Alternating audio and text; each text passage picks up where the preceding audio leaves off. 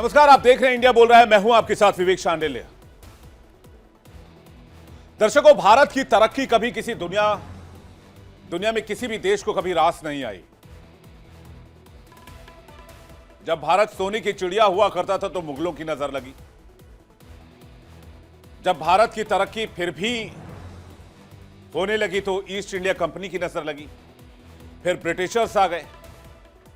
हमारी जीडीपी जहां world economy में सबसे बड़ी हुआ करती थी, हमारी इकोनॉमी, हमारी अर्थव्यवस्था सबसे बड़ी हुआ करती थी, तब लूट लूट के हमारी इकोनॉमी को 2% पर छोड़ दिया गया।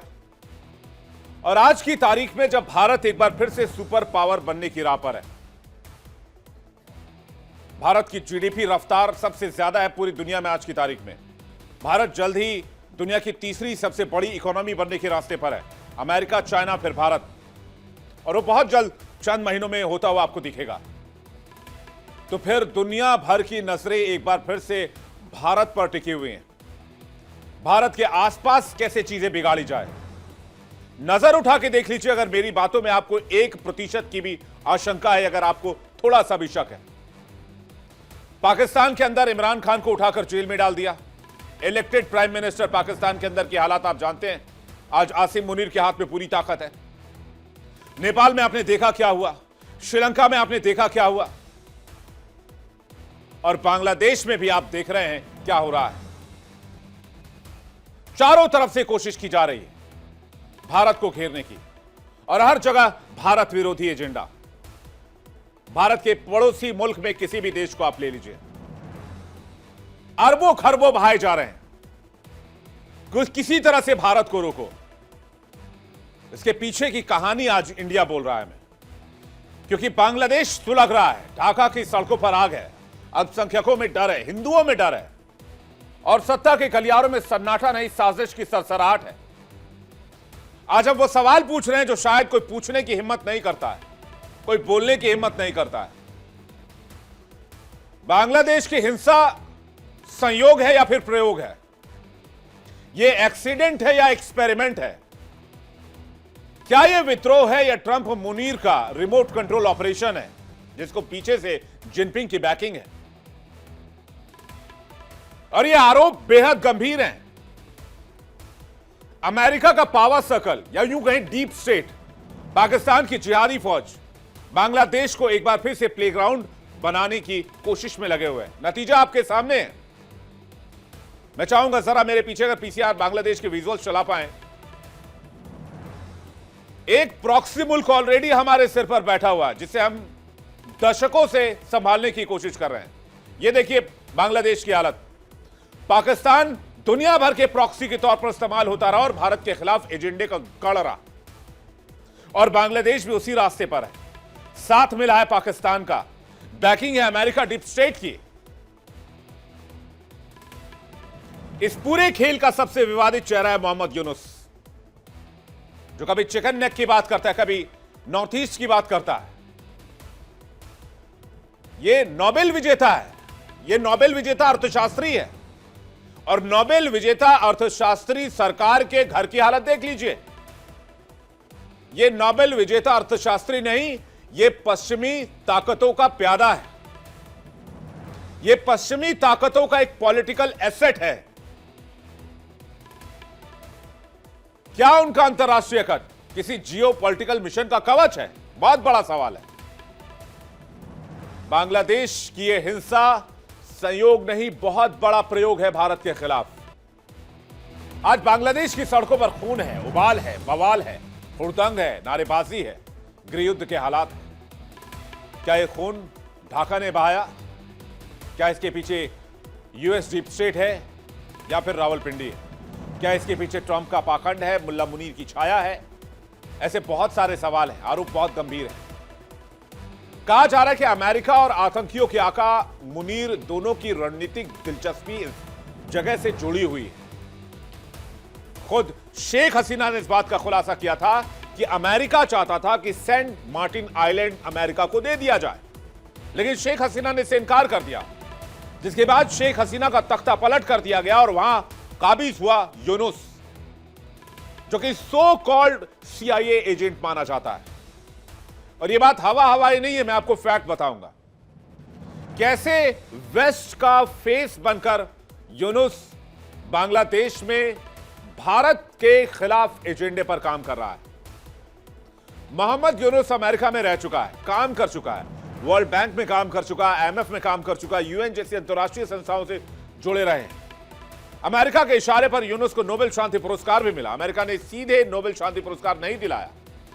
पश्चिमी समर्थन और अमेरिकी प्रभाव ने रास्ता आसान जरूर कर दिया।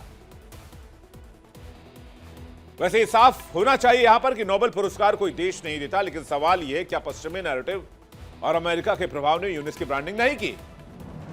आज बांग्लादेश में जो कुछ हो रहा है, क्या उसका रिमोट कंट्रोल अमेरिका में नहीं है? लोकतंत्र का चोला ओढ़े हुए दुनिया में लोकतंत्र की वकालत करने वाला अमेरिका भारत के आसपास क्या अस्थिरता पैदा करने की कोशिश कर रहा है? कहीं ना कहीं इसी का नतीजा है कि आतंकिस्तान के आका मुल्ला मुनीर को ट्रंप अपनी गोद में बिठाते हैं, रेड कारपेट बिछाते हैं, और इसी रास्ते पर, जिस रास्ते पर आज तक पाकिस्तान चला है, उसी रास्ते पर अब बांग्लादेश जा रहा है। वो बांग्लादेश जिसको भारत ने आजाद करवाया, जिसको भारत ने रोटी कपड़ा मकान दिया, जिसको भारत ने चलना सिखाया, जिसके इकोनॉमी को भारत ने संवारा, जिस बांग्लादेश को भारत ने पैरों पर खड़ा किया, लेकिन आज वो मुनीर की कट्टरपंथी का कठपुतली बन गया है। ऐसा लगता है जैसे इस पूरी कहानी का डायरेक्टर अमेरिका, स्क्रिप्ट भी वहीं लिखी गई हो। पाकिस्तान में बैठा आतंकी मुनीर इसका आका है। अब टाइमिंग देखिए आप, अगले हफ्ते मुल्ला मुनीर अमेरिका जा रहा है, व्हाइट हाउस में ट्रंप के साथ बैठक करेगा, और ठीक इसी वक्त बांग्लादेश में हिंसा की आग जल रही है और बांग्लादेश के भविष्य पर सैकड़ों सवाल खड़े हो गए हैं। थोड़ा सा पीछे चलिए, 4-5 महीने पीछे, ज्यादा पीछे जाने की जरूरत नहीं है। पाकिस्तान के ISI के बड़े अधिकारी बांग्लादेश का दौरा करते हैं और ठीक 4-5 महीने के बाद आप देख लीजिए बांग्लादेश की स्थिति क्या है। बांग्लादेश जल रहा है। ऐसे में क्या कोई निवेशक इस देश में जाकर किसी तरह का निवेश करना चाहेगा? यह कंप्लीट लैंड लॉक्ड कंट्री है। इंडिया के अलावा कहीं यह बाहर नहीं निकल सकता है, भारत अगर रास्ता देना बंद कर दे। फिर भी आप देखिए सनक इन लोगों की, और इन लोगों की औकात ये कहते हैं कि हम नॉर्थ ईस्ट काटकर उसको वेस्ट बंगाल में, उसको बांग्लादेश में मिला देंगे, वेस्ट बंगाल को भी बांग्लादेश में मिला देंगे। बांग्लादेश की औकात है या बांग्लादेश किसी की स्क्रिप्ट पर खेल रहा है? क्या इसे समझना बहुत मुश्किल है? जी नहीं।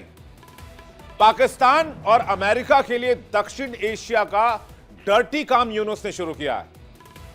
आपको याद होगा पाकिस्तान के रक्षा मंत्री ने भी कहा था, हम 30 सालों से अमेरिका के लिए गंदा काम कर रहे हैं। तो क्या अमेरिका ने यूनुस को बांग्लादेश में अपने गंदे कामों के लिए बिठाया है? और भारत के खिलाफ एजेंडा फैलाकर क्या बांग्लादेश शांति की राह चुन सकता है? बिल्कुल नहीं, मुमकिन ही नहीं है, कहीं से भी पॉसिबिलिटी नहीं है। यानी पर्दे के पीछे से न सिर्फ मुनीर खेल रहा है, बल्कि कहीं ना कहीं अमेरिका भी खेल रहा है। बांग्लादेश में इस्लामिक कट्टरपंथ को हवा देना, जिहादियों को खुली छूट, हिंदुओं को उठाकर मारो, रेप करो, घर जला दो, मंदिरों में आग लगा दो, मूर्तियां तोड़ दो, यानी भारत को उकसाने की हर वो कोशिश जो बांग्लादेश कर सकता है। और पाकिस्तान के साथ गलबैयां, यह वही पाकिस्तान है जिसने 1971 में बांग्लादेश में वहां की महिलाओं से भाषा के आधार पर रेप और बलात्कार किया, बच्चों को मारा गया क्योंकि उनकी भाषा अलग थी, वो बंगला बोलते थे। लेकिन आज यही बांग्लादेश भूल रहा है। यूनुस सरकार कहीं ट्रंप और मुनीर का मोहरा बनकर ना रह जाए। अब बांग्लादेश सिर्फ एक देश नहीं है, बस एक मोहरा है, एक ऐसा प्रॉक्सी जो पाकिस्तान के रास्ते पर चल रहा है, जिसे भारत के खिलाफ रीजनल बैलेंस बिगाड़ने के लिए चलाया जा रहा है। लेकिन सवाल बहुत बड़ा है कि बांग्लादेश की हिंसा संयोग नहीं प्रयोग है, यूनुस एक फेस है, किसी बड़े ऑपरेशन का फ्रंट है। क्या मुनीर का इस बीच अमेरिका जाना इस पूरे खेल के अगले चैप्टर का हिस्सा है? और इस हिंसा के पीछे भारत विरोधी साजिश भी है। अगर आप पाकिस्तान बांग्लादेश की टेरर फाइल देखेंगे तो आईएसआई के इशारे पर बांग्लादेश कई बार सुलगा है, आतंक और कट्टरपंथ दंगों का आधार बना है। बार बार ट्रंप का शाहबाज मुनीर से मुलाकात करना अफगानिस्तान और बांग्लादेश में बदलते हालात से जोड़कर देखा जा रहा है। और सबसे बड़ी बात, बढ़ते भारत को रोको, इसकी तरक्की ठीक नहीं है। साउथ में सारा पावर शिफ्ट हो जाएगा, जहां चाइना और इंडिया एक बहुत बड़ी पावर हो जाएंगे, इसके बाद वेस्ट को कोई पूछने वाला नहीं रह जाएगा। चाहे कीमत बांग्लादेश को जलाने की हो, जला दो। ढाका में आग लगी है, लगने दो। इससे वेस्ट को कोई फर्क नहीं पड़ता। पाकिस्तान पहले ही इस मामले में वेस्ट का प्रॉक्सी रहा है। आज इसी मुद्दे पर चर्चा करने के लिए मेहमानों का एक बड़ा पैनल हमारे साथ जुड़ रहा है। सीधे चलते हैं अपने मेहमानों के पास। हमारे साथ जुड़ रहे कर्नल दिनेश नैन, रक्षा विशेषज्ञ, रिटायर्ड, बहुत स्वागत है आपका। हमारे साथ डॉक्टर धीरज कौल जुड़ रहे हैं, भू राजनीतिक विशेषज्ञ, अमेरिका से लाइव, बहुत स्वागत है आपका। हमारे साथ संजीव श्रीवास्तव जुड़ रहे हैं, विदेश मामलों की जानकार, बहुत स्वागत है आपका संजीव जी। और हमारे साथ हुसैन जावेद जुड़ रहे हैं, सीनियर जर्नलिस्ट, पाकिस्तान से लाइव इस वक्त। हुसैन जावेद जी, आपका भी बहुत स्वागत है। मैं सबसे पहले संजीव जी के पास जाना चाहूंगा। मैंने जितनी बातें कहनी थी संजीव जी, मैंने कह दी। इसमें सैकड़ों सवाल हैं और हजारों कयास हैं। मैं इसके आगे अब आपसे सवाल नहीं पूछूंगा, मैं आपसे पहला रिएक्शन चाहूंगा कि आप इस पूरे सिनारियो को कैसे देख रहे हैं और क्या आप मेरी बात से सहमत हैं? सही कहा विवेक जी, और बहुत ही इंसाइटफुली आपने सारी चीजें रखी। लेकिन ये बात बिल्कुल स्पष्ट है कि बांग्लादेश में जो पिछले वर्ष 5 अगस्त 2024 के बाद से जो स्थितियां हैं वो लगातार वहां पर विकट होती जा रही हैं। जो साजिशों का जो दौर है वो लगातार जारी है। और बांग्लादेश के जो मोहम्मद यूनुस के नेतृत्व की ये जो अंतरिम सरकार है वो अपने दायित्वों का निर्वहन करने में पूरी तरीके से विफल साबित हुई है। इस अंतरिम सरकार का, इस नॉन इलेक्टेड, गैर निर्वाचित जो सरकार थी, उसको जाहिर है कि एक अंतरिम अरेंजमेंट के तहत कुछ समय के लिए बनाया गया था, और जिसको कि मुख्य रूप से जिम्मेदारी दी गई थी कि वहां पर वो कानून और जो शासन की जो व्यवस्था है उसको स्थापित करे, जल्द से जल्द वहां पर फ्री एंड फेयर, क्रेडिबल और इंक्लूसिव इलेक्शंस को कराने की वो व्यवस्था करे। और इसका जो सरकार का जो मुख्य जो दायित्व था वो यही था। लेकिन अब आप देखिए सर, इसमें एक और बहुत इंपॉर्टेंट बात है संजीव सर। अभी इलेक्शंस होने वाले थे, इलेक्शन के लिए बैठकें चल रही थी और with in a month election कराए जाने वाले थे। अब कहा जा रहा है कि अब इलेक्शन नहीं हो पाएंगे। देखिए ये मैं इस पे आता हूं, लेकिन जो मैं मैं कह रहा था कि ये जो पूरी उनका दायित्व था उसको वो पूरा करने में विफल ही नहीं रहे हैं, और रादर उन्होंने उनको बहुत ही कन्वीनियंटली, जिसको कहते हैं ना, इग्नोर करने वाली बात, वो उन्होंने करके रखी है। और पूरी जो ये सरकार है वो पाकिस्तान जैसे एक ऐसे राष्ट्र के साथ, जिसका कि बांग्लादेश के साथ एक काला अध्याय है, ब्लैक चैप्टर है, और एक पूरे मानवता के इतिहास में वो काला धब्बा है जो पाकिस्तान की सेना ने बांग्लादेश के लोगों के साथ किया था, जनरल टिक्का खान और पूरी जो उनकी आर्मी थी। तो जाहिर है कि ये जो पूरी स्थिति को भुला करके, उसको साइडलाइन करके, जिस तरीके से ये सरकार विदेश नीति संबंधी बड़े निर्णय ले रही है, चाइना जैसे राष्ट्र के साथ वो संबंधों को बनाने के लिए जिस तरीके के कवायदे कर रहे हैं, जाहिर है कि उसका मैंडेट उनके पास नहीं था। उनका लक्ष्य, उनका मुख्य दायित्व ये था कि वो जल्द से जल्द एक इलेक्टेड गवर्नमेंट चुने, वहां पर डेमोक्रेसी को रिस्टोर करें, और जो कि उन्होंने नहीं किया। तो पहला मैं ये पॉइंट कहना चाहता था कि ये सरकार पूरी तरह से विफल साबित हुई है। दूसरा पॉइंट ये है कि ये जो सरकार है वो कट्टरपंथियों के इशारों पर काम कर रही है, कट्टरपंथियों के को शह देने का कार्य कर रही है। रेडिकल इस्लामिस्ट, अतिवादी, आतंकपरस्त जो ताकतें हैं, और जाहिर है कि उसमें पाकिस्तान का जो डीप स्टेट है उसकी भी संलग्नता स्पष्ट रूप से दिखती है। बाइडेन एडमिनिस्ट्रेशन के दौरान जो अमेरिका का जो डीप स्टेट, और जाहिर है कि वो भी उसमें सक्रिय था। शेख हसीना जो कि व्हाइट मैन की चर्चा किया करती थी कि एक जो सेंट मार्टिन आइलैंड्स को अमेरिका को देने का एक जो दबाव है किसी व्हाइट मैन ने दिया था, तो ये व्हाइट मैन जाहिर है कि वो अमेरिका की तरफ ही उनका इशारा था। तो इससे बहुत स्पष्ट है कि शेख हसीना की सरकार को अपदस्थ करने की चौतरफा साजिशें रची गई, जिसमें बांग्लादेश के कट्टरपंथी भी हैं और अन्य जो विदेशी शक्तियां उसमें शामिल रही हैं।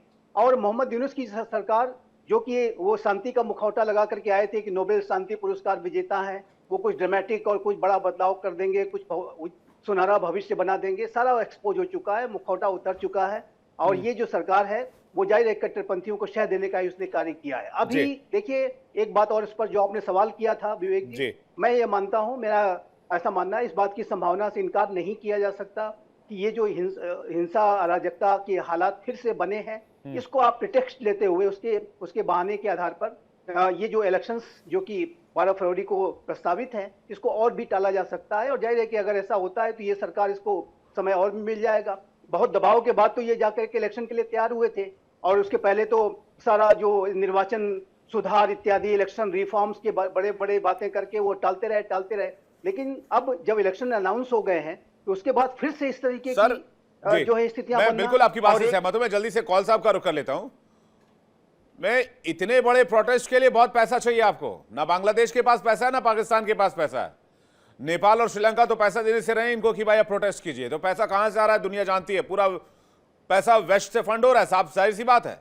क्या भारत की तरक्की से वेस्ट इतना परेशान हो गया कौल साहब कि भारत के बगल में पाकिस्तान देख लीजिए, बांग्लादेश देख लीजिए, नेपाल देख लीजिए, श्रीलंका देख लीजिए। नमस्कार, thank you for having me on the show. और आपने बहुत इंपॉर्टेंट क्वेश्चन पूछा है। आई थिंक संजीव जी ने कुछ इंपॉर्टेंट पॉइंट्स टच कर दिए, तो I would not repeat it. मेरा जो इस टाइम कंसर्न जो आपकी बात से निकल के आ रहा है, वो बांग्लादेश चाइना टाइज हैं, जिसके अंदर डिफेंस स्ट्रेटेजिकल कोऑपरेशन बहुत तेजी से बढ़ रहा है। बहुत बड़ी मात्रा में, आपने सही बोला, वेस्ट से तो पैसा आ ही रहा है, लेकिन चाइना भी बहुत अमाउंट को फंड कर रहा है। मैं आपको नंबर्स से बात बताता हूँ, शायद उससे it will be much clearer for your viewers. अगर हम बात करें as of now what is the cooperation between China और बांग्लादेश, तो हम देखेंगे कि कई फ्रंट्स पे काम हो रहा है। एक तो इन्वेस्टमेंट और trade, political diplomatic engagement, scholarships for Bangladeshi students. अभी तक बांग्लादेश और चाइना का रिलेशनशिप जैसा था, इट्स मूव टू 2.0। इसके अलावा कुछ ब्रिजेस और इंफ्रास्ट्रक्चर के वहाँ काम हो रहे हैं जो भारत की स्ट्रेटेजिक ऑटोनॉमी पे, जिसको हम लोग चिकन नेक एरिया बोलते हैं, उसके पास Padma bridge, rail link, power plants, tunnels बनाई जा रही हैं। मल्टीलेटरल रीजनल कोऑपरेशन के तहत ड्रिलिंग और टनलिंग का काम हो रहा है। इसके अलावा अगर आप देखें तो जो फॉरेन पॉलिसी है बांग्लादेश की, वो स्पेशल एसईजी जोन्स चाइना को प्रोवाइड करा रही हैं। और कई चाइनीज कंपनीज बांग्लादेश में एआई की प्रोडक्शन और कैपेबिलिटीज पे इस टाइम काम कर रही हैं बहुत तेजी से। तो अगर हम बड़े ब्रॉड स्पेक्ट्रम में देखें तो ये तो एक बहुत बड़ा इशू है। साथ में अगर डिफेंस की बात करें तो अभी रिसेंटली आप कर्नल साहब बैठे हैं, वो बताएंगे, $2.2 बिलियन का करार हुआ है, जिसमें 4.5 जनरेशन जेट, जो कि J-10CE है, मल्टी रोल जेट्स हैं, वो बांग्लादेश के एक्सपोर्ट करेगा चाइना। इसके अलावा UAVs जो अनआर्म्ड व्हीकल्स हैं, और लोकल डिफेंस इंडस्ट्री वहां पे सेट हो रही है। और तकरीबन चाइनीज मिसाइल सिस्टम, जिसके अंदर SY-400 प्रिसिशन मिसाइल है, जो कई 100 किलोमीटर वार कर सकता है, वो भी चाइना ने प्रॉमिस किया है बांग्लादेश को। और मिलिट्री ट्रांसफर ऑफ टेक्नोलॉजी, उनकी जॉइंट मिलिट्री एक्सरसाइजेज हो रही हैं। तो कहीं ना कहीं मुझे ऐसा लगता है कि ये समय थोड़ा सा क्रिटिकल है। कौल साहब, ये फिर भी अगर ये चीजें हैं तो फिर तो बांग्लादेश में प्रॉस्पेरिटी आनी चाहिए। आग लगा हुआ बांग्लादेश में, प्रॉस्पेरिटी आनी चाहिए ना। निवेश से क्या होता है? इन्वेस्टमेंट से प्रॉस्पेरिटी आती है, राइट? ये दंगे भड़काने का काम, एंटी इंडिया प्रोटेस्ट को हवा देने का काम, ये चाइना के निवेश से थोड़ी हो रहा होगा। ये तो डीप स्टेट के फंड से हो रहा हो सकता है कि चाइना भी इसमें फंड कर रहा हो डीप स्टेट से। करेक्ट, आपने बहुत इंपॉर्टेंट पॉइंट पूछा है। अगर आप एक कॉमन बांग्लादेशी हैं, हार्ड वर्किंग हैं, आप पॉलिटिशियन के बेटे नहीं हैं, इंडस्ट्रियलिस्ट के बेटे नहीं हैं, आप एक कॉमन हार्ड वर्किंग बांग्लादेशी हैं, तो आपकी life is getting it towards hello right now. उसके पॉइंट जो आपने पॉइंट आउट किया वो बहुत इंपॉर्टेंट है। अगर आप इनकी इकोनॉमी देख लीजिए तो इस टाइम वर्स्ट इकोनॉमी परफॉर्मेंस है ओवर 10 ईयर्स। $500 बिलियन का टारगेट है जीडीपी का, जो मुझे नहीं लगता क्रॉस करेगा। इन्फ्लेशन भी तकरीबन 7 से 8%, अकॉर्डिंग टू वर्ल्ड बैंक 9% है। और अगर आप इनका ग्रोथ देखिए तो इस साल की तिमाही में 3.7% जीडीपी ग्रोथ है, और मिनिमम इनको 7.5% चाहिए। तो जॉब क्रिएशन बहुत खराब है, क्वालिटी जॉब क्रिएशन बहुत ही खराब है। इसके अलावा जो जो इंफ्रास्ट्रक्चर पे काम होता है, एजुकेशन, हेल्थ, वो चरमरा चुका है। आपने बिल्कुल सही पॉइंट आउट किया, ये गवर्नमेंट इस नाम पे आई थी कि फ्रॉड इलेक्शन हुए थे। जब से आई है इलेक्शन रिफॉर्म पे कुछ भी काम नहीं किया है, और कोई इंडिकेशन नहीं है कि एक कंट्री कंसेंसस। इसीलिए अगर आप उनकी दूसरी पार्टी देखिए जिसमें खालिदा जिया है, he is sending a message to India, और इंडिया ने पॉजिटिवली रिस्पॉन्ड किया है, क्योंकि खालिदा जिया को भी ये लग रहा है कहीं कोई तीसरी पार्टी ही ना इसमें गेम खेल जाए। तो कहीं ना कहीं democratic values of Bangladesh is under threat. और विवेक जी, आप विश्वास कर सकते हैं कि महात्मा गांधी की कोई मूर्ति तोड़ के उसको उसकी बेइज्जती भी करे? ये बांग्लादेश में हुआ। उनके जो शेख मुजीबुर रहमान थे, उनके लिए महात्मा गांधी हैं, उनकी मूर्ति तोड़ के वहां की पाकिस्तान फंडेड, आपको पता ही है आईएसआई का इसमें बहुत बड़ा हाथ था। और किस टाइप से fundamentalism, Bangladesh is not a fundamentalistic country, लेकिन वो क्रिएट हो रही है। और मेरे बहुत मित्र हैं जो बांग्लादेश से आते हैं, जिनकी फैमिलीज वहां पे हैं, मुस्लिम ओरिजिन के हैं, लेकिन वो बिल्कुल फंडामेंटल नहीं है, और उनको थ्रेट लग रहा है कि हमारी तो कंट्री ही चली जाएगी इस्लामिक फंडामेंटलिज्म की तरफ। तो they are very pro India people, but it's a very risky and unfortunate time. Bharat के लिए इस टाइम बहुत जरूरी है रिलेशनशिप बिल्डिंग, जिस पे काम कर रही है गवर्नमेंट। क्या पाकिस्तान ने बांग्लादेश को फिर से ईस्ट पाकिस्तान, ये इंपॉर्टेंट क्वेश्चन पूछा, मैं जल्दी से हुसैन जावेद जी की तरफ जा रहा हूं।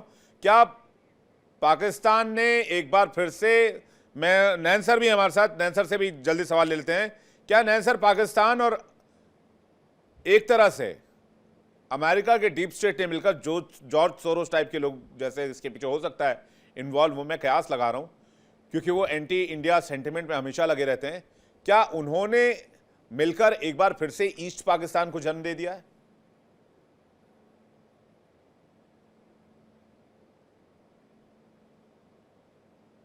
नहीं सर, माइक चेक कीजिएगा, थोड़ा आपकी आवाज नहीं आ रही, माइक चेक कीजिएगा please. Can you hear me now? हाँ, अब आ रही सर। हाँ, मैं ऐसे कि विवेक, मैं बाकी पैनलिस्ट की पॉइंट्स को वापस रिपीट नहीं करूंगा because that will waste the debate time. लेकिन मैं कुछ चीज़ों को बिल्कुल स्पष्ट रूप से रख देना चाहूँगा। कौल साहब ने बिल्कुल ठीक कहा कि करार हुआ था 2 बिलियन डॉलर्स का चाइना के साथ में, J10C वगैरह उसमें थे। लेकिन अर्लियर हम लोग देख रहे थे कि चाहे वो नेपाल है, श्रीलंका है, हरमन टोटा, बांग्लादेश भी क्यों ना हो, क्योंकि एक पोर्ट इससे भी ले रहा था वो, और नेपाल के अंदर बेल्ट एंड रोड इनिशिएटिव के अंदर में जिस प्रकार से जो चाइना स्ट्रिंग ऑफ पर्ल्स बनाने की कोशिश कर रहा था भारत के चारों तरफ, ईरान हो, अफगानिस्तान हो, पाकिस्तान का सीपैक हो, जिबूटी का हो, मालदीव्स वाले हो, वी ऑल नो दैट। लेकिन जो गेम असली बांग्लादेश में हम अभी देख रहे हैं, हालांकि यूनिस गया था चाइना में, यूनिस ने वहां जाके बड़ी बड़ी बातें भी की कि हमारी 7 सिस्टर्स जो ईस्टर्न स्टेट्स हैं वो लैंड लॉक्ड हैं, और सी का तो समुद्र का तो सिर्फ बांग्लादेश ही राजा है। बुलशिट टाइप से बात किया। और चीन भी हंसी रहा होगा अंदर ही अंदर कि भारत के लिए 72 घंटे का गेम है, जिस दिन हम अपनी पे आएंगे 72 घंटे का भी गेम नहीं है। सब बातें जो है ना, ये धरी की धरी रह जाएंगी। ढाका को के ऊपर झंडा फहराने में भारतीय सेना को 72 आवर्स से ऊपर नहीं लगेगा। यहाँ मैं आपको बिल्कुल क्लियरली बता दूं, जो ग्राउंड पोजीशंस हैं। हाँ, तुर्की से कुछ TB2 ड्रोन्स लेकर के वो हमारे चिकन नेक के आसपास लगा के, और जैसे कौल साहब बता रहे थे या श्रीवास्तव जी बता रहे थे कि उधर ये लोग जो है टनल्स बना रहे हैं, कुछ वहां पे छेड़खानी करने की कोशिश कर रहे हैं, मैप चेंज करके दिखा रहे हैं बार बार। ये सब छिचोरे काम कर रहे हैं, और इन छिचोरे काम में पाकिस्तान ना आए ऐसा तो कभी हो ही नहीं सकता ना विवेक। वो तो फेमस है, उसका तो नाम ना आए तो फिर उसको तो Guinness book of world record में नाम ही नहीं आएगा उसका इस चीज के लिए। तो क्या हुआ है कि अमेरिका चाह रहा है सेंट मार्टिन आइलैंड्स को, जैसे श्रीवास्तव जी ने बताया, और शेख हसीना के टाइम पे शेख हसीना कह चुकी हैं। हाँ, कहा कि मना कर दिया। सेंट मार्टिन मांग रहे थे, क्या गेम हमने खेला है, इनकार कर दिया। अब क्या विवेक, क्या गेम खेला है? There is a US Bangladesh army का आपस में ज्वाइंट एक्सरसाइज, और कॉक्स बाजार के आसपास ये लोगों को लेके गए थे ये लोग।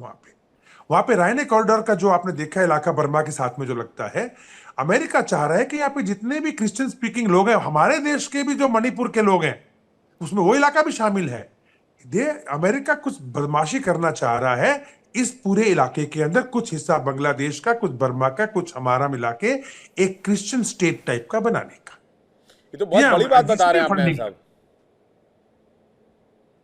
हाँ जी, ये बड़ी बात कह रहे हैं आप, बड़ा दावा कर रहे हैं आप।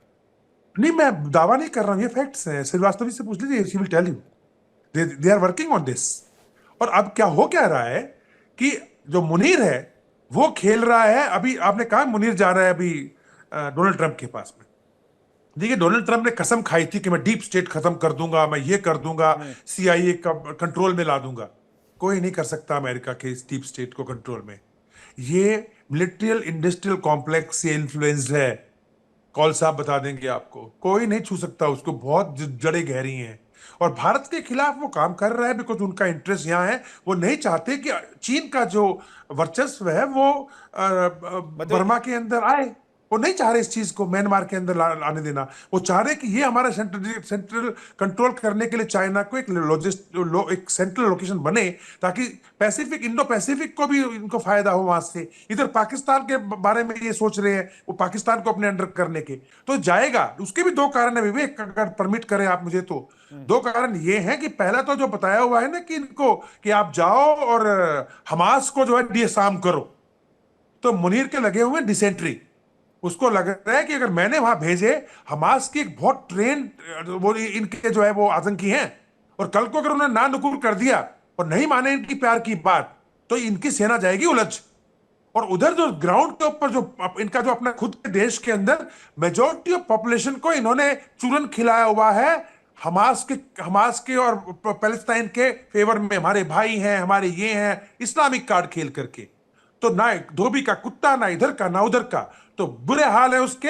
एक तो वो बात करने जा रहा है, और जब वो फंसा हुआ है, डेफिनेटली सी बात है कि अमेरिका उसको पूरा फायदा उठाएगा। और अमेरिका कहेगा कि जो बांग्लादेश में, बांग्लादेश पे आ जाते हैं। देखिए, इनकी सबसे बड़ी है कि जहां पे जमाते इस्लामी है विवेक, और साथ में इनका जो छात्र शिविर है ना, इन संघ, इनका छात्र शिविर करके एक संगठन है जो स्टूडेंट्स का विंग है, पर है जमाते इस्लामी का। उसी के अंदर से जो ये 3-4 लोग को यूनुस ने अपनी कैबिनेट में लिया था, उनमें से एक, आई थिंक अब्दुल्ला, क्या नाम है उसका, अजीब सा नाम है, I am not remembering now, उसने नेशनल कांग्रेस ने एनसीपी बनाई है, और एनसीपी को भी खड़ा कर रहे हैं इलेक्शन लड़ने के लिए। लेकिन एक बात बताओ मेरे को, क्या हमें सच में लगता है कि अवामी लीग का इतना इतना वीक हो गया वहां पे बेस पूरे बांग्लादेश में?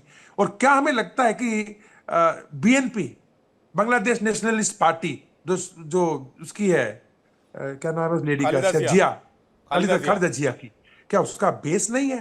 तो आई थिंक ये यहां पे हंगामा होगा। पर ये कहना कि भारत के खिलाफ ही होगा, मेरा मानना है यहां तगड़ा हंगामा होगा। ये आपस में ही कुत्ते बिल्ली की तरह बहुत लड़ेंगे।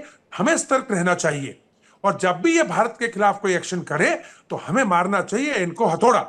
और भारत को तो 72 घंटे दे दोगे ना, कर देंगे। I will not take your most of time, but मैं समझता हूं कि भूमिका यहां से शुरू होनी चाहिए। संजीव सर, जिस बात की ओर इशारा कर रहे हैं नयन सर, वो क्या फॉर्मूला, और ये इस प्रोटेस्ट की मुख्य वजह क्या है?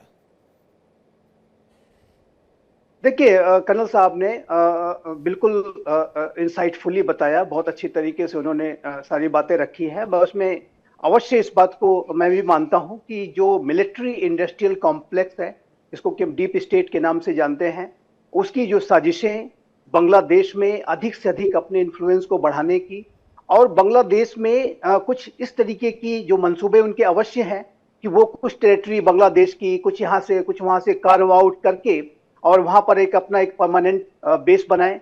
और जो शेख हसीना जिस बात की चर्चा हमेशा किया करती हैं कि एक व्हाइट मैन मेरे ऊपर बहुत दबाव बना रहा था कि जो है सेंट मार्टिन आइलैंड उसे आप दे दें तो आपकी हम समस्याएं सॉल्व कर देंगे, और यदि नहीं देंगी तो समस्याएं बढ़ेंगी। तो ये जो शेख हसीना के सरकार को, जब उनकी सरकार जब अपदस्त हुई थी, तो उन्होंने सबसे बड़ा जो ब्लेम है उसी व्हाइट मैन को, और जाहिर है कि व्हाइट मैन कौन है ये सब जानते हैं। और ये जो पूरी जो मिलिट्री इंडस्ट्रियल कॉम्प्लेक्स है जो यूनाइटेड स्टेट्स ऑफ अमेरिका का, और विश्व भर में जो अन्य जो डीप स्टेट एलिमेंट्स हैं, जाहिर है कि ये सर्वव्यापी शक्तियां होती हैं ये। और जैसा कि नैन साहब ने कहा कि ये काफ़ी शक्तिशाली हैं, काफ़ी इनके पास रिसोर्सेस हैं, बिलियन ट्रिलियंस ऑफ डॉलर के बजट में काम करते हैं, हिडन तरीके से काम करते हैं। इनकी जो ताकत ये भी है कि ये हिडन तरीके से काम करते हैं, ये पर्दे के सामने से आके काम नहीं करते, जैसा कि हम कल भी आपके शो में हम डिस्कस कर रहे थे। तो ये जो शक्तियां हैं ये बेहद चुनौतीपूर्ण स्थितियां पैदा कर सकती हैं, और इसी वजह से मैं हमेशा इस बात को कहता हूं कि भारत का जैसे जैसे उत्थान और विकास होगा, जैसे जैसे हम विकसित भारत की तरफ आगे बढ़ेंगे, ये जो विदेशी जो साजिशें हैं वो भारत के खिलाफ भी रची जाएंगी। जहां कहीं भी इन नहीं, डीप अभी स्टेट अभी तो एलिमेंट्स को ऐसा लगता है है संजीव सर, अभी तो ऐसा है कि अभी ब्रिक्स को ये इतनी बड़ी चुनौती मान रहे हैं। ब्रिक्स को आप मिला दें तो वेस्ट से बड़ी इकोनॉमी नजर आती है और 40% ऑफ द पॉपुलेशन ब्रिक्स में आता है। तो वैसे वो अलग थलग महसूस कर रहे हैं कि ये कहीं एक्टिवेट ना हो जाए, ब्रिक्स करेंसी ना आ जाए। अगर एशिया में ही चाइना के इक्वल इंडिया आ गया, जिस हिसाब से हमारी जीडीपी बढ़ रही है, लास्ट ट्राइमेस्टर में 8.2 की रफ्तार से बढ़ी है, तो वेस्ट को और लग रहा होगा कि एक और चाइना खड़े नहीं होने दे सकते, या फिर रोको किसी तरह से, कुछ भी करो, बांग्लादेश चला दो, जलने दो, पाकिस्तान को डिस्टेबल होने दो, कोई दिक्कत नहीं है। देखिए ये बिल्कुल सही। और देखिए जो वेस्टर्न डीप स्टेट एलिमेंट्स हैं, जो उनके खिलाफ उनकी जो वो शक्तियां हैं मिलिट्री इंडस्ट्रियल कॉम्प्लेक्स वाली, वो जाहिर है कि बेहद शक्तिशाली हैं और वो साजिशें रच रहे हैं। और उस प्रक्रिया में वो भारत को भी टारगेट निसंदेह उन्होंने बहुत बड़े पैमाने पर करने की उन्होंने मंसूबे पाल रखे हैं, ये बात सच है। और अभी आप देखिए तो कुछ घटनाएं ऐसी होती हैं, अनेकों भारत के खिलाफ फॉल्स प्रोपेगेंडा करना, अनेक तरीके की मीडिया आउटलेट्स का इस्तेमाल करते हुए भारत के प्रधानमंत्री श्री नरेंद्र मोदी को टारगेट करना, इलेक्शंस के पहले टारगेट करना, इलेक्शंस को इन्फ्लुएंस करने की कोशिश करना। ये जो जॉर्ज सोरोस एंड कंपनी है, वो पूरी वहां पर बड़ा एक पूरा उनका एस्टेब्लिशमेंट चलाती है। ये सरकारों को बदलना है, किस रिजीम को बनाना है, किस रिजीम को बैठाना है, ये काम जो है अमेरिका का डीप स्टेट पहले ही करता रहा है। अभी वेनेजुएला में आप देख ही रहे हैं कि वहां पर डीप स्टेट किस तरीके से एक्टिव है, और जो ड्रग ट्रैफिकिंग इत्यादि का सारा वहां भी संजीव सर एक Nobel peace prize winner ready है वहां पर टेक ओवर करने के लिए। नाम नहीं लूंगा, नाम लूंगा तो विवाद ऑलरेडी उन्होंने, हाँ ये बिल्कुल। देखिए ये जो सारी स्थितियां हैं, ये दुनिया की जो हिडन, जो छुपी हुई जो कड़वी सच्चाइयां हैं, उसको हमें हमेशा ध्यान में रखना होगा। और भारत को अपनी जो सुरक्षा है, अपनी जो रक्षा है, उसको इंश्योर करने के लिए अपना जो एक रोबस्ट जो एक डिफेंस प्रिपेयर्डनेस को करके रखना होगा। साथ ही साथ में डिफेंस प्रिपेयर्डनेस तो मैंने अवश्य कहा है, लेकिन आज का ये जो नया भारत है प्राइम मिनिस्टर श्री नरेंद्र मोदी के नेतृत्व का, वो सिर्फ डिफेंसिव मैकेनिज्म पे नहीं चलता, बल्कि हम ऑफेंस भी करना जानते हैं। और ये हमने दिखा दिया है कि आतंकवाद, अतिवाद और एंटी इंडिया एक्टिविटीज ये नए भारत को बर्दाश्त नहीं होंगी। कनाडा के साथ, कनाडा में भी ऐसे ही तमाम जो एंटी इंडिया एक्टिविटीज चल रही थी, और भारत ने स्पष्ट कर दिया कि कनाडा में इस तरह की गतिविधि भारत को बर्दाश्त नहीं है। और वो कनाडा की जस्टिन ट्रूडो की सरकार ने जाहिर है कि अपने संबंध भारत के साथ खराब कर लिए, कुछ इसी तरीके के कट्टरपंथियों को सपोर्ट करने का और उनको अपीच करने की नीतियों की वजह से। और अभी बांग्लादेश में देखिए जो कुछ हो रहा है, वो कट्टरपंथियों के द्वारा और डीप स्टेट एलिमेंट्स के द्वारा रची गई गहरी साजिश की वजह से हो रहा है। बिल्कुल, और इसको ध्यान में रखते हुए मैं इस बात को लगातार कहता हूं कि भारत की सरकार को वर्तमान समय में बांग्लादेश के फ्रंट पर जो अपने एंगेजमेंट्स हैं, चाहे वो जो भी ऐसी पॉलिटिकल पार्टीज जो रिस्पॉन्सिबल पॉलिटिकल पार्टीज हैं, चाहे अवामी लीग, और नैन साहब ने बिल्कुल सही कहा, अवामी लीग एक बहुत बड़ी पॉलिटिकल पार्टी है। इस पार्टी को परसिक्यूट करने की ये जो मोहम्मद यूनुस की सरकार कोशिश कर रही है, उसमें सफलता उसे नहीं मिल सकती। मूर्तियों को तो आप गिरा देंगे, लेकिन शेख बंग बंधु, शेख मुजीबुर रहमान जो दिलों में लोगों के बैठते हैं, उनको कैसे हटाएंगे? वो तो नहीं हटा सकते। वो तो वही है, जैसे कि धीरज साहब ने कहा कि वो बांग्लादेश के महात्मा गांधी हैं, उनको कैसे आप वो टारगेट करेंगे? तो ये जो पूरी जो स्थिति है, और मेरा ऐसा मानना है कि बांग्लादेश में अवामी लीग का एक बहुत बड़ा बेस है। जो बीएनपी पार्टी है, वो भी जाहिर है कि उसकी भी सरकारें रही हैं। देखिए ड्रामा मैं आपकी बात से सहमत हूं सर, किसी भी पॉलिटिकल पार्टी को एकदम से हटा देना या फिर उसको खारिज कर देना मुमकिन नहीं होगा, लेकिन ये ड्रामेबाजी जो चल रही है, जिसको कवर अप कर रहे हैं, आप पूरा कर लीजिए जल्दी से। मैं एक बात कहना चाह रहा हूं, फिर कॉल साहब और आंसर का रुख कर रहे हैं। मेरा ऐसा मानना है कि हमें बांग्लादेश के फ्रंट पर बहुत सतर्कता बरतने की आवश्यकता है। और बांग्लादेश का जो फ्रंट है वो ऑन द बॉयल है, वहां पर बड़ी शक्तियां साजिश में लगी हुई हैं। और ऐसे में भारत को सर, मैं ये मानता हूं कि हमारे देश का नेतृत्व एक बहुत सशक्त हाथों में है, और बांग्लादेश के मैटर को बहुत बहुत बहुत मैं अल्टीमेट लेवल पे जाके कह रहा हूं कि वो बहुत सीरियसली तरीके से इंडियन गवर्नमेंट टैकल कर रही होगी, करेगी तो वो भी नहीं कह रहा हूं, कर रही होगी ऑलरेडी, ये मैं मानता हूं। लेकिन ये ड्रामेबाजी देखिए तो हमने जरा भी जैसे ही वहां पर हमने देखा कि भारत के खिलाफ कुछ थ्रेट्स इशू किए गए, एक व्यक्ति जिसकी हत्या हो गई है, ये जो उस्मान हादी नामक, उसको लेकर के भारत के ऊपर ही ये उस्मान हादी पर ही मैं आना चाह रहा था सर। मैं इस उस्मान हादी पर ही आना चाह रहा था संजीव सर।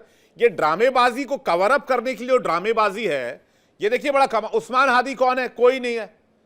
उससे भी 2 दिन पहले इंडिया का थोड़ा डिस्टॉर्टेड मैप शेयर किया था, उसके बाद आपस में रहा होगा कुछ लफड़ा, किसी ने मार दी गोली, घूम रहा था सड़क पे। इतना ही बड़ा लीडर था तो सड़क पर बगैर सिक्योरिटी के कैसे घूम रहा था? पहली बात।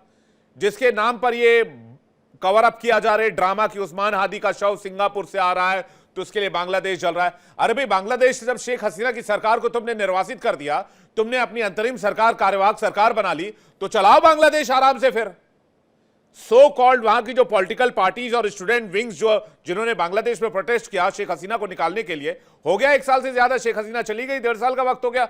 अब तुम चलाओ बांग्लादेश को, फ्लरिश करो, बांग्लादेश को उगाओ, बढ़िया करो। लेकिन ये ड्रामेबाजी इन लोगों की एक्सपोज हो गई जब एक सड़क चलते सड़क छाप आदमी की मौत के बाद बांग्लादेश को जला दिया गया। ये उस्मान हादी जिसको मारा गया है, ये सड़क छाप एक मावाली था, ये एंटी इंडिया बातें करता था, 4 लड़कों को जमा करके मार दी किसी ने गोली आपस के लफड़े में आकर, तो उसकी वजह से बांग्लादेश में आग लगा रहे हैं। और उसके बाद कहते हैं कि बांग्लादेश में एंटी इंडिया प्रोटेस्ट हो रहा है। ये प्रोटेस्ट है। मैं कौल साहब का आंसर जानना चाहूंगा। कौल साहब, सवाल इसी बात को लेकर है, एंटी इंडिया प्रोटेस्ट के नाम पर ये जो ड्रामा किया जा रहा है, इसके पीछे का रियल मकसद क्या है, अगर आप समझा पाए तो? देखिए, मैं आपको इनसाइड इन्फॉर्मेशन देता हूँ। मैं कुछ नहीं तो 30-40 मेरे बहुत ही अच्छे मित्र हैं जो ढाका से आते हैं, चिटगांव से आते हैं, जिनकी फैमिलीज वहां पे हैं। और टू बी वेरी ऑनेस्ट, जब शेख हसीना को गिराया गया था, इसमें जो फिजिशियन और वेल एस्टेब्लिश्ड फैमिली के लोग हैं वो बिल्कुल इसके खिलाफ थे। जो लेबर क्लास के लोग हैं जो यहाँ पे असाइलम लेके आते हैं अमेरिका में, गैस स्टेशन पे काम करते हैं, दे वर वेरी हैप्पी। उनका ये मानना था देश में बहुत करप्शन है, हमें अपॉर्चुनिटी नहीं है तो गिरना चाहिए। आज वही लोग, उसमें से 60% लोग से ज्यादा पछता रहे हैं कि country has become verse. Point number 1। Point number 2, जो आप बात कर रहे हैं ये हाजी जी की, ये 32 साल, I think 32 years if I am not wrong, year old leader थे। मैंने इनके बारे में थोड़ा सा पढ़ा था। 32 ईयर यूथ लीडर थे। और जो पिछले साल के आंदोलन हुए थे, ये उसमें स्टूडेंट विंग में थे। He was a part of that. और इनको बेसिकली इन्होंने एक अपना खुद का एक तरीके का मंच खोला था, जिसके अंदर इनका मेन, इनकलाब मंच के नाम से, जिनके अंदर इनका मेन मुद्दा था कि हमारी स्टूडेंट विंग ने जो सरकार गिराई वो इलेक्शन करप्शन पे गिराई। हम चाहते थे नई चुनी हुई सरकार आए। मैटर ऑफ फैक्ट, आपको जान के हैरानी होगी, इन्होंने अपना अपना प्लान किया था कि जो फरवरी में इलेक्शन 2026 में इनिशियली प्लान थे, ये उसमें पार्टिसिपेट लेंगे। लेकिन जैसे ही सरकार ने उसके ऊपर अनसर्टेनिटी दिखाई, him and many other small student wings Bangladesh के अंदर एक्टिव हो गए, मेन स्ट्रीम गवर्नमेंट से अलग हुए, क्योंकि वो पॉलिटिकल स्फेयर में आना चाहते थे और उन्होंने प्रोटेस्ट शुरू किया। अब इनको स्कूटर पे जाते हुए 3 गनमैन ने शूट किया। 15 दिसंबर को इनको ढाका मेडिकल कॉलेज, जिसके मेरे कई मित्र वहां से ट्रेन है, बहुत ही अच्छा इंस्टीट्यूशन है, वहां ले गए। आपको याद होगा निर्भया कांड, जिसके अंदर कोलोन के अंदर रप्चर्स हुए थे। वो भारत में उस टाइम ट्रांसप्लांट नहीं होता था, मैं ट्रांसप्लांट फिजिशियन हूँ। सिंगापुर में उनको फ्लाई करा गया, गवर्नमेंट का प्रेशर बहुत था उस समय की सरकार पे, फ्लाई किया। वैसे ही इनको भी सिंगापुर फ्लाई किया गया न्यूरो क्रिटिकल केयर के लिए। 18 दिसंबर को इनकी मृत्यु हो गई फ्रॉम गन शॉट वुंड। क्यों फ्लाई किया गया? क्योंकि गवर्नमेंट के ऊपर बहुत प्रेशर था, चोर की दाढ़ी में तिनका सॉर्ट ऑफ थिंग।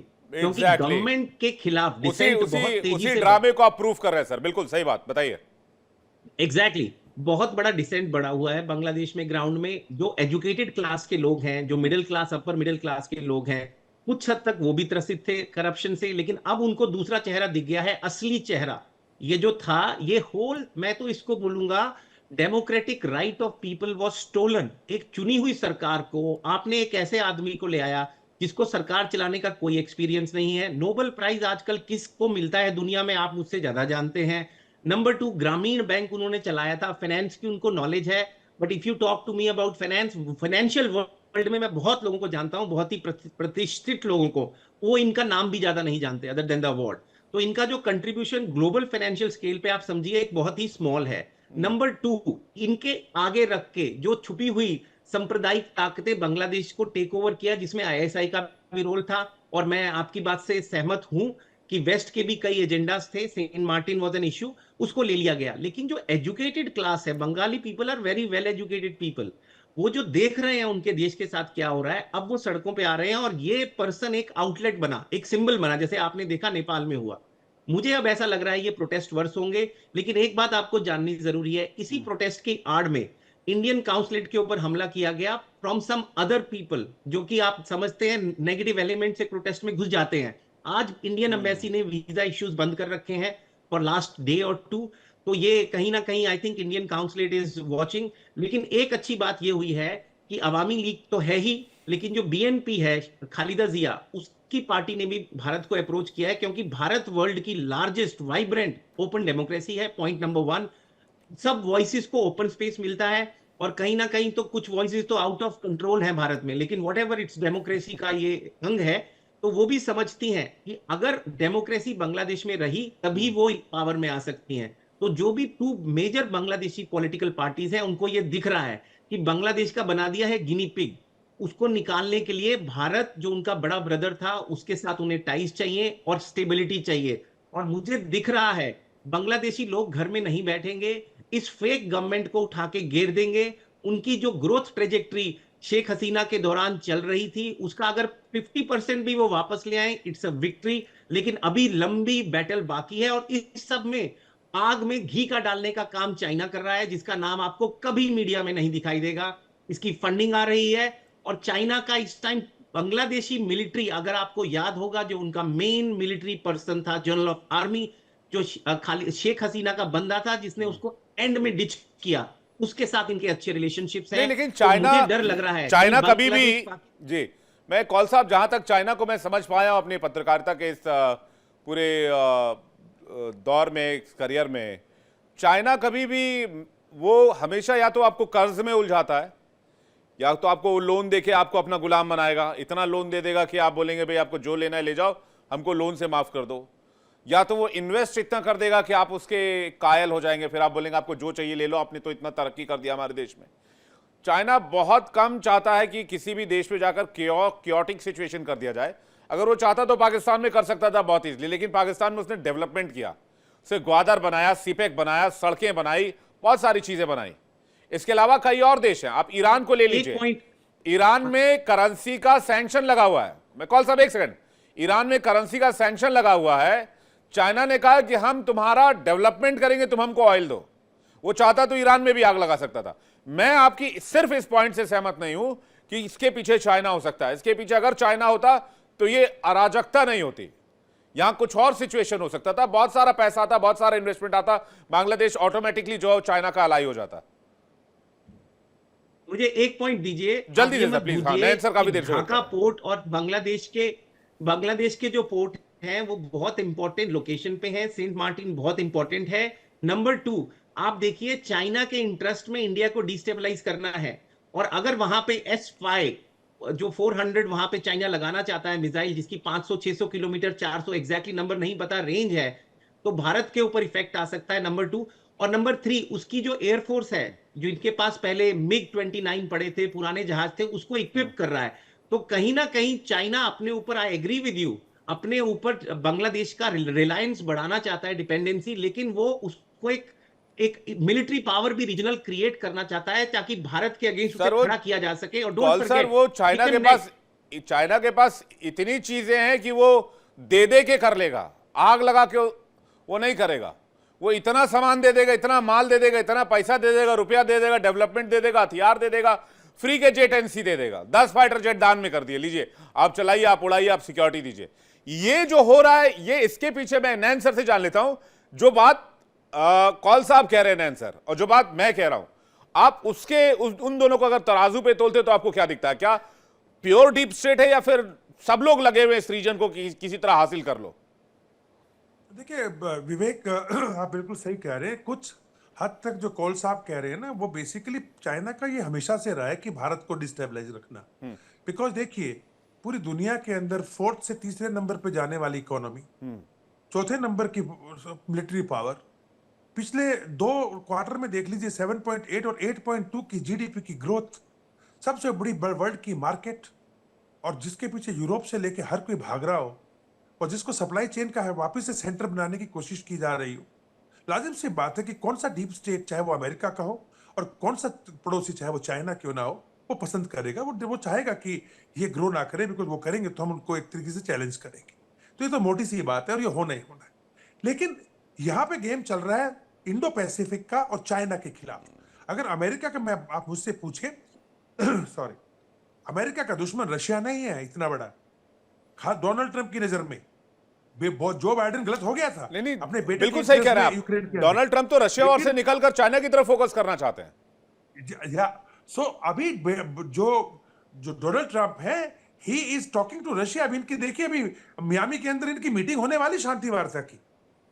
इनका असली टारगेट है चाइना, और चाइना के खिलाफ ये अपने बेस और अपने इन्फ्लुएंस की कंट्रीज कैसे बनाए, ये तो होगी बात। यहाँ पे असली गेम प्रॉब्लम कहां आ रही, मैं आपको बताता हूं। और चाइना तो नैन सर, चाइना तो बांग्लादेश में इन्वेस्ट कर रहा है, और अमेरिका चाहता है कि चाइना डिस्टेबलाइज रहे, तो चाइना के इन्वेस्टमेंट को टारगेट करने के लिए बांग्लादेश को भी टारगेट किया जा सकता है। चाइना के साथ शेख हसीना की उस बात पे बिगड़ी थी, $1 बिलियन का गंगा के ऊपर एक डैम बनना है, और उन्होंने शेख हसीना ने उठा के भारत को दे दिया। चाइना उसको मांग रहा था, वरना चाइना ने $1 बिलियन से ऊपर तो इनको बेल्ट एंड रोड इनिशिएटिव के अंदर पैसा दिया था शेख हसीना को, ऐसे कि नहीं दिया था। तो आपकी बात बिल्कुल सही है, वो पैसे से खरीदता है, टेट में डाल करके मारता है, वो सामने से आकर के नहीं मारता। लेकिन बेगानी शादी में, चाहे वो जो यूएसए कर रहा हो या फिर चीन कर रहा हो, अब्दुल्ला दीवाना एक ही है, उसका नाम है आसिफ मुनीर, पाकिस्तान। देखिए, एक अच्छा भला खाता पीता देश था बांग्लादेश, भारत की जीडीपी को क्रॉस कर गया था। $12 बिलियन का उसका इन्वेस्टमेंट भारत से व्यापार होता है यार। $3 बिलियन का तो उनका टेक्सटाइल का काम था, प्रॉफिट्स, और आगे बढ़ रहा था, और भारत भी खुश था कि बहुत बढ़िया है। भारत अपना स्ट्रेटेजिक जो हाईवे है वो बांग्लादेश के थ्रू और म्यांमार की तरफ ले जाकर के, और फिर अपना ये चिकन नेक वाला प्रॉब्लम भी सॉल्व कर रहा था। इसमें सबको मालूम है इस बारे में। लेकिन यहां पे अब्दुल्ला दीवाना जो है ना, इसने जब देखा कि अमेरिका यहां गेम खेल रहा है, तो इसने उसका फायदा उठाने की कोशिश की। आईएसआई ने पूरे 1 साल तक लगातार, ज्यादा बल्कि मैं कहूंगा कि जो जमाते इस्लामी के हेडक्वार्टर है उसमें फंडिंग्स दी, छात्र शिविर के लोगों को घुसेड़ा अलग अलग छात्र संगठनों में। इस आग लगने के 1 महीने पहले फजलुर रहमान विजिट करके आया है। जी बिल्कुल, मौलाना फजलुर रहमान, बिल्कुल फजलुर रहमान वहां पे आपने देखा, वही नहीं करके आया है। आईएसआई के बंदे फोटो ऑप्स करके आए हैं, आपने देखा उनको फोटो ऑप्स करते हुए आईएसआई के लोगों को। आईएसआई की एक टीम तो वहीं बैठ रही है सर आजकल, ये भी जानकारी है। मैं उसी पे आ रहा हूं।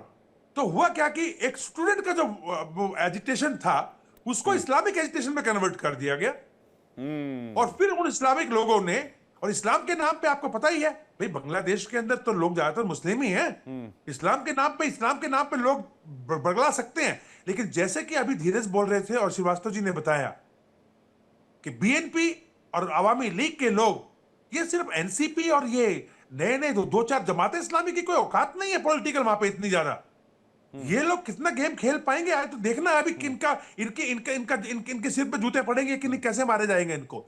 लेकिन मेन चीज ये है कि अब्दुल्ला दीवाना ने 3-4 एक्सरसाइज कर डाली बांग्लादेश की आर्मी के साथ, एयरफोर्स के साथ, नेवी के साथ, अरेबियन सी के अंदर पिछले साल, इसी साल के बिगिनिंग में, इफ यू रिमेंबर, इन लोगों ने एक्सरसाइज की। इनके पूरे कार्गो जो है, जो कि श्रीलंका से होते आते थे चेक होकर के, जितना कूद रहा है जी। नहीं सर, ये कूद लें, आप कुछ कहना चाह रहे, जल्दी से पूरा कर लीजिए सर। हाँ, जो पुरानी मस्जिद थी उसको बंद करके वहां पे उसको कन्वर्ट किया गया है। परेश बरुआ जो चीन में बैठा हुआ था असलम लेकर के, और चीन उसको हरकत नहीं करने दे रहा था, उसको फैसिलिटेट करके ढाका में फजलुर रहमान अभी इस्लाम पर प्रीच करके आया, उसके बाद आधा बांग्लादेश, अभी जो स्थिति हम देख रहे हैं खास करके ढाका में, वो आधा ढाका जो है इस वक्त आग की लपटों में दिख रहा है। बहुत बहुत शुक्रिया कर्नल साहब हमारे साथ छोड़ने के लिए, बहुत बहुत धन्यवाद। कौल साहब आपका भी बहुत शुक्रिया, संजीव जी आपका भी बहुत बहुत धन्यवाद। तो बहुत सारे लोग इसमें लगे हुए हैं, जो गेम अभी हम आपको समझाने की कोशिश कर रहे थे, इस पर हमारी नजर बनी हुई है। आप हमारे साथ बने रहिएगा सो दैट ये गेम हम आप तक लगातार पहुंचाते रहें। पारी इंडिया डेली क्विज कॉन्टेस्ट की आज का सवाल है, भारत का सबसे छोटा राज्य कौन सा है? Option A Goa, option B Manipur. सही जवाब भेजिए 72407 72407 पर।